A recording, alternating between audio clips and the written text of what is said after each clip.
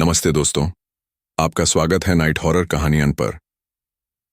आज हम आपके लिए लेकर आए हैं एक ऐसी कहानी जो आपके रोंगटे खड़े कर देगी और आपके दिल की धड़कनों को थाम लेगी। यह है शापित मार्ग चौड़ीफारिन की कहानी, जो न केवल डरावनी है बल्कि रहस्य और सस्पेंस से भरी हुई है। मेरी आपसे गुजारिश है कि इस कहानी को आखिरी सांस तक सुने, क्योंकि इसके हर पल में खौफ और सिहरन का तूफान छिपा है। अगर आप पहली बार हमारे चैनल पर आए हैं तो अभी रहस्यमयी रातें को सब्सक्राइब कर लें और बेल आइकन दबाएं, ताकि हमारी हर डरावनी कहानी आप तक पहुंचे।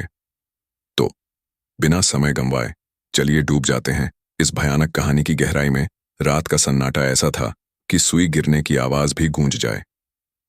छत्तीसगढ़ का हाईवे फोड़ीसाली, जो मध्य प्रदेश की सीमा को जोड़ता था, उस रात पूरी तरह खामोश था।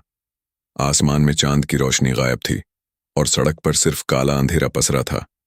सड़क के दोनों ओर घना जंगल था, जहां पेड़ों की टहनियां हवा में इस तरह हिल रही थीं जैसे कोई उनमें से झांक रहा हो। हवा में एक अजीब सी सड़ांध थी जो नाक में चुभ रही थी। पेड़ों के बीच से साएं साएं की आवाजें आ रही थीं, जैसे जंगल अपने रहस्यों को फुसफुसा रहा हो। रमेश, एक 45 साल का अनुभवी ट्रक ड्राइवर, अपने पुराने ट्रक में माल लाद कर मध्य प्रदेश की ओर बढ़ रहा था। उसका ट्रक, जिसे वो अपना दूसरा घर मानता था, रात के सन्नाटे में सड़क पर दौड़ रहा था। रमेश की आंखें सड़क पर टिकी थीं, लेकिन उसका मन बेचैन था। उसके चेहरे पर सालों की मेहनत की लकीरें थीं, माथे पर गहरी सिलवटें और बाईं भौं के ऊपर एक पुराना निशान जो किसी पुराने हादसे की कहानी चुपके से बयां करता था।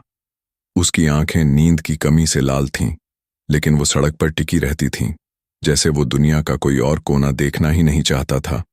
रमेश का खलासी 25 साल का श्याम बगल की सीट पर बैठा था।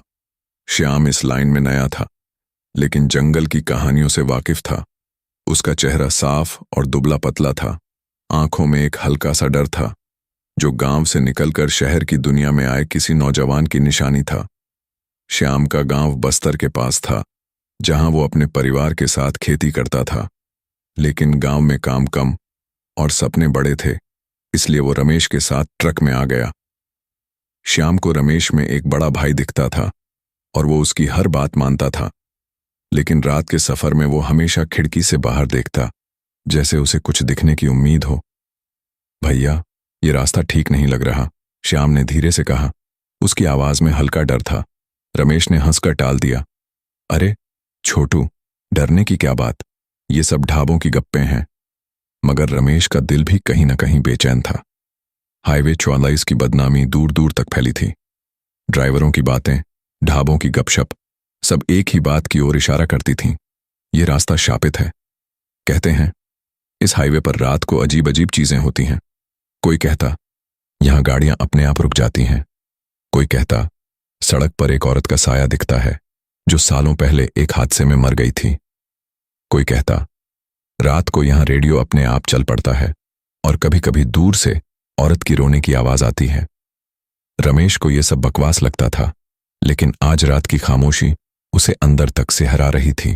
रात के करीब 1 बजे थे। ट्रक की हेडलाइट्स सड़क को चीर रही थीं, लेकिन रोशनी जंगल के अंधेरे को भेद नहीं पा रही थी। ट्रक में सीमेंट की बोरियां लदी थीं और डिलीवरी की डेडलाइन सिर पर थी। रमेश ने यह रास्ता इसलिए चुना था क्योंकि यह सबसे छोटा था। जल्दी पहुंचेंगे, थोड़ी नींद भी मिल जाएगी, उसने श्याम से कहा था। लेकिन अब उसे अपनी पसंद पर शक होने लगा था। तभी हेडलाइट्स की रोशनी में कुछ चमका। रमेश ने आंखें सिकोड़ी। सड़क के बीचों बीच एक औरत खड़ी थी, काली साड़ी, लंबे खुले बाल और सिर झुकाए, जैसे वो सड़क पर कुछ ढूंढ रही हो। उसका चेहरा नहीं दिख रहा था, लेकिन उसकी मौजूदगी से हवा में ठंडक बढ़ गई थी। रमेश का दिल जोर से धड़का। उसने फटाफट ब्रेक मारी। ट्रक के टायर चीखे और धूल का गुब्बार हवा में उड़ गया। ट्रक रुका। रमेश और श्याम ने सांस रोके बाहर झांका। सड़क खाली थी। वह औरत गायब थी, जैसे हवा में घुल गई हो। भैया, ये क्या था? श्याम की आवाज कांप रही थी। रमेश ने कुछ कहने की कोशिश की, लेकिन उसका गला सूख चुका था। उसकी हथेलियां पसीने से भीग गई थीं। कुछ नहीं श्याम, शायद आंखों का धोखा, उसने हिम्मत जुटाकर कहा, लेकिन उसकी आवाज में डर साफ झलक रहा था। रमेश ने ट्रक फिर से स्टार्ट किया और आगे बढ़ा, लेकिन अब हर मोड़ पर उसे लग रहा था कि कोई उनके साथ है। रियर व्यू मिरर में बार बार एक साया दिखता, जो पलक झपकते गायब हो जाता। श्याम ने खिड़की बंद कर दी, लेकिन ठंडी हवा अब भी केबिन में घुस रही थी। हवा में वही सड़ांत थी जो अब और तेज हो गई थी। दूसरा खौफ। रेडियो की फुसफुसाहट थोड़ा आगे बढ़ने पर ट्रक का पुराना रेडियो अपने आप चालू हो गया। एक टूटी फूटी आवाज गूंजी, एक औरत की सिसकियां, जैसे कोई बरसों से रो रहा हो। मुझे छोड़ दो। आवाज में इतना दर्द था कि श्याम की रीढ़ में सिहरन दौड़ गई। उसने रेडियो बंद करने की कोशिश की, लेकिन बटन काम नहीं कर रहे थे। भैया, ये अपने आप कैसे चला? श्याम ने घबराते हुए पूछा। रमेश ने रेडियो की तरफ देखा और उसका चेहरा सफेद पड़ गया। उसने तार खींचने की कोशिश की, लेकिन तार पहले से ही कटा हुआ था। फिर भी आवाज गूंज रही थी। रमेश ने सिगरेट सुलगाई, लेकिन उसका स्वाद कड़वा लग रहा था। उसने सिगरेट फेंक दी, लेकिन वो सड़ांत अब उसके नाक में चढ़ रही थी। श्याम ने खिड़की खोलने की कोशिश की, लेकिन शीशा अटक गया। भैया, ये खिड़की बंद क्यों नहीं हो रही? उसने कांपती आवाज में पूछा। चुप कर श्याम, थोड़ी देर में ठीक हो जाएगा, रमेश ने कहा, लेकिन उसकी आवाज में वो भरोसा नहीं था जो हमेशा रहता था। तीसरा खौफ। मील का पत्थर थोड़ा आगे बढ़ने पर सड़क के किनारे एक पुराना मील का पत्थर दिखा। उस पर लिखा था, 44 मंजिल पास है। रमेश ने भौहें सिकोड़ी। ये बोर्ड तो हम 1 घंटे पहले भी देख चुके हैं, उसने मन में सोचा। उसे यकीन था कि वो एक ही जगह पर बार बार आ रहे थे, जैसे हाईवे उन्हें किसी चक्र में फंसा रहा हो। भैया, हम वही जगह पर हैं, श्याम ने डरते हुए कहा। रमेश ने उसे चुप कराया, लेकिन उसका अपना दिल अब डर से भर चुका था। उसने स्टीयरिंग पर जोर से मुक्का मारा और कहा, ये कैसा रास्ता है साला। तभी ट्रक की हेडलाइट्स एक पल के लिए बुझ गईं। अंधेरा ऐसा था कि रमेश को अपनी हथेलियां तक नहीं दिख रही थीं। श्याम चीख पड़ा, भैया, ये जगह भारी है, वापस चलो। रमेश ने चाबी घुमाई, लेकिन इंजन ने जवाब दे दिया। तभी केबिन के शीशे पर धुंध छा गई। रमेश ने टॉर्च की रोशनी शीशे पर डाली और उसका दिल बैठ गया। शीशे पर उंगलियों से टेढ़े मेढ़े अक्षरों में लिखा था, मुझे छोड़ दो। रमेश की सांस रुक गई। उसने श्याम की तरफ देखा, जो अब सीट पर सिकुड़ा हुआ था। उसकी आंखों में आंसू थे। भैया, ये उसी औरत का काम है, श्याम ने कांपती आवाज में कहा। चौथा खौफ, साए का पीछा। रमेश ने हिम्मत जुटाई और शीशा साफ करने की कोशिश की, लेकिन वो अक्षर गायब नहीं हुए। तभी ट्रक का दरवाजा अपने आप खुल गया। एक ठंडी हवा अंदर घुसी, जिसमें सड़ांध अब असहनीय हो गई थी। रमेश ने दरवाजा बंद करने की कोशिश की, लेकिन वह टस से मस नहीं हुआ। बाहर से एक हल्की हंसी की आवाज आई, पहले धीमी, फिर तेज। वो हंसी ऐसी थी जैसे कोई औरत हंस रही हो, लेकिन उसमें मजा नहीं, सिर्फ दर्द और क्रोध था। रमेश ने टॉर्च की रोशनी बाहर घुमाई, लेकिन कुछ नहीं दिखा, सिर्फ जंगल का अंधेरा और वो हंसी जो अब ट्रक के चारों ओर गूंज रही थी। हिम्मत रख श्याम, रमेश ने कहा, लेकिन उसकी अपनी आवाज में ताकत नहीं थी। उसने फिर से चाबी घुमाई और इस बार इंजन चालू हो गया। रमेश ने ट्रक को तेजी से भगाया, लेकिन सड़क अब और संकरी लग रही थी। जंगल के पेड़ सड़क के इतने करीब आ गए थे कि उनकी टहनियां ट्रक को छू रही थीं। हेडलाइट्स की रोशनी धुंधली थी और रमेश को लग रहा था कि वो किसी चक्र में फंस गए हैं। तभी रेडियो फिर से चालू हो गया। वो तार जो रमेश ने खींच दिया था अब अपने आप जुड़ा हुआ था। उसमें से वही फुसफुसाहट आई, मुझे छोड़ दो। रमेश ने रेडियो की तरफ देखा और उसका चेहरा सफेद पड़ गया। ये कैसे चला? उसने फुसफुसाया। श्याम अब चीख रहा था, भैया, ये उस औरत का काम है, वो यहीं है। रमेश ने रेडियो को बंद करने की कोशिश की, लेकिन बटन काम नहीं कर रहे थे। अचानक ट्रक की हेडलाइट्स पूरी तरह बुझ गईं। अंधेरा ऐसा था कि रमेश को अपनी खुद की हथेलियां नहीं दिख रही थीं। श्याम की चीख अब और तेज हो गई। पांचवां खौफ, औरत का चेहरा। तभी हेडलाइट्स फिर से चालू हुईं और रमेश ने सड़क पर वही काली साड़ी वाली औरत को देखा। इस बार वो उनके ठीक सामने थी। उसका चेहरा साफ दिख रहा था, सफेद, बिना रंग का, और आंखें जो 2 काले गड्ढों की तरह थीं। वो हवा में तैरती हुई ट्रक की ओर बढ़ रही थी। रमेश ने चीखते हुए ब्रेक मारी, लेकिन ट्रक रुका नहीं। वो औरत और करीब आ रही थी। श्याम चीख पड़ा, भैया भागो! लेकिन रमेश जड़ हो चुका था। उसकी आंखें उस औरत पर टिकी थीं और उसके कानों में एक फुसफुसाहट गूंजी, तुम मेरे साथ रहोगे? हेडलाइट्स फिर से बुझ गईं और जब वो दोबारा जलीं, सड़क खाली थी। रमेश की सांसें तेज थीं। उसने श्याम की तरफ देखा, जो अब सीट पर कांप रहा था। भैया, ये जगह हमें नहीं छोड़ेगी, श्याम ने रोते हुए कहा।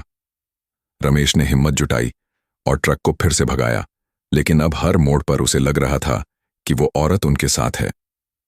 रियर व्यू मिरर में एक साया बार बार दिखता, जो पलक झपकते गायब हो जाता। तभी ट्रक के पीछे से एक अजीब सी आवाज आई, जैसे कोई धीरे धीरे सीट पर खिसक रहा हो। रमेश ने पीछे मुड़कर देखा और उसका खून जम गया। पीछे की सीट पर एक गीला दाग था, जैसे कोई वहां बैठा हो और अभी अभी उठा हो। ये क्या है? रमेश ने फुसफुसाया। श्याम ने उस दाग को देखा और चीख पड़ा, भैया वो यहीं है! अचानक ट्रक का शीशा फिर से धुंधला हो गया। इस बार शीशे पर लिखा था, तुम मेरे साथ रहोगे। अक्षर लाल थे, जैसे खून से लिखे गए हों। रमेश की सांस रुक गई। उसने श्याम की तरफ देखा, जो अब बेहोश हो चुका था। सातवां खौफ। साए का हमला। तभी ट्रक का दरवाजा फिर से खुल गया। बाहर से एक ठंडी हवा आई और उसमें एक साए ने ट्रक के अंदर कदम रखा। रमेश ने उसकी तरफ देखा, वही काली साड़ी वाली औरत। उसका चेहरा अब और साफ था, आंखें खाली और होंठों पर एक डरावनी मुस्कान। तुम मेरे साथ? उसकी आवाज हवा में गूंजी। रमेश ने चीखने की कोशिश की, लेकिन उसका गला बंद हो चुका था। ट्रक की हेडलाइट्स फिर से बुझ गईं और अंधेरे ने सब कुछ निगल लिया। उसने आखिरी बार स्टीयरिंग को कसकर पकड़ा और फिर सब शांत हो गया। आठवां खौफ। चक्रव्यूह। जब रमेश की आंखें खुलीं तो वो ट्रक में ही था, लेकिन कुछ गलत था। ट्रक अब सड़क पर नहीं था। चारों ओर सिर्फ घना कोहरा था और सड़क गायब थी। श्याम अभी भी बेहोश था और ट्रक का इंजन पूरी तरह बंद था। रमेश ने बाहर झांका, लेकिन कुछ नहीं दिखा, सिर्फ कोहरा और वो सड़ांत जो अब और तेज हो गई थी। तभी उसे दूर से एक हल्की सी रोशनी दिखी। वो एक पुराना लालटेन था जो हवा में तैर रहा था। रमेश की सांस रुक गई। लालटेन धीरे धीरे उनके पास आ रहा था और उसके पीछे वही काली साड़ी वाली औरत थी। इस बार उसका चेहरा और साफ था। उसके होंठों पर खून की बूंदें थीं और उसकी आंखें अब लाल हो रही थीं। तुम मेरे साथ रहोगे?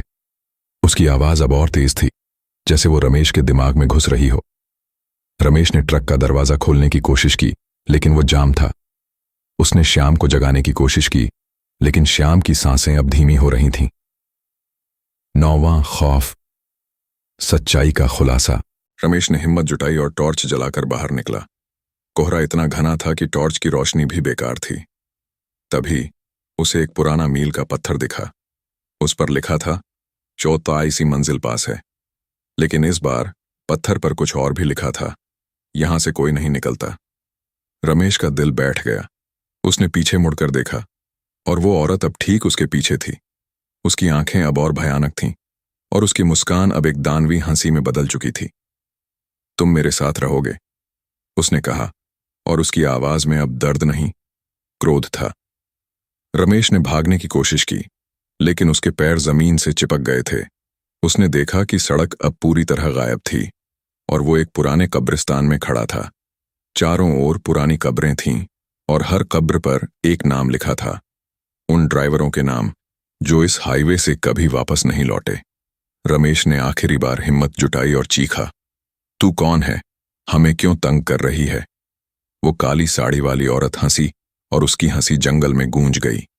उसकी आवाज ऐसी थी जैसे सैकड़ों आत्माएं एक साथ चीख रही हों। मैं वो हूं जिसे इस सड़क ने छीन लिया। मैं वो हूं जिसे तुमने भुला दिया। अब तुम मेरे साथ रहोगे, हमेशा के लिए। रमेश ने देखा कि कोहरा अब और गहरा हो रहा था। उसकी टॉर्च की रोशनी अब बिल्कुल बेकार थी, जैसे अंधेरा उस रोशनी को निगल रहा हो। उसने श्याम को फिर से जगाने की कोशिश की, लेकिन श्याम की आंखें अब खुली थीं, खाली, जैसे वो औरत की आंखें। उसकी सांसें धीमी थीं और उसका चेहरा ऐसा था जैसे उसकी आत्मा कहीं खो गई हो। रमेश चीख पड़ा, लेकिन उसकी आवाज कोहरे में दब गई। अंधेरे का चक्रव्यूह रमेश का दिल जोर जोर से धड़क रहा था। उसने ट्रक का दरवाजा खोलने की कोशिश की, लेकिन वो जाम था, जैसे कोई अदृश्य ताकत उसे बंद किए हुए थी। बाहर का कोहरा अब इतना घना था कि ट्रक की खिड़कियां भी धुंधली हो चुकी थीं। रमेश ने स्टीयरिंग को कसकर पकड़ा और अपने आप से बड़बड़ाया, यह कोई सपना है, यह सच नहीं हो सकता। लेकिन उसकी आंखों के सामने वो पुराना मील का पत्थर अब भी था, जिस पर लिखा था 44 मंजिल पास है, यहां से कोई नहीं निकलता। तभी उसे एक अजीब सी आवाज सुनाई दी, जैसे कोई धीरे धीरे ट्रक के ऊपर चल रहा हो। टप टप टप, जैसे नंगे पांव धातु पर पड़ रहे हों। रमेश की सांस रुक गई। उसने ऊपर की ओर देखा, लेकिन ट्रक की छत तो धातु की थी, उसमें कोई खिड़की नहीं थी। फिर भी वो आवाज साफ थी, जैसे कोई ठीक उनके सिर के ऊपर खड़ा हो। श्याम, उठ! रमेश ने चीख कर श्याम को हिलाया, लेकिन श्याम का शरीर ठंडा पड़ चुका था। उसकी आंखें अब भी खुली थीं, लेकिन उनमें कोई हरकत नहीं थी। रमेश का दिल बैठ गया। उसने श्याम की नब्ज टटोली, लेकिन कुछ नहीं था।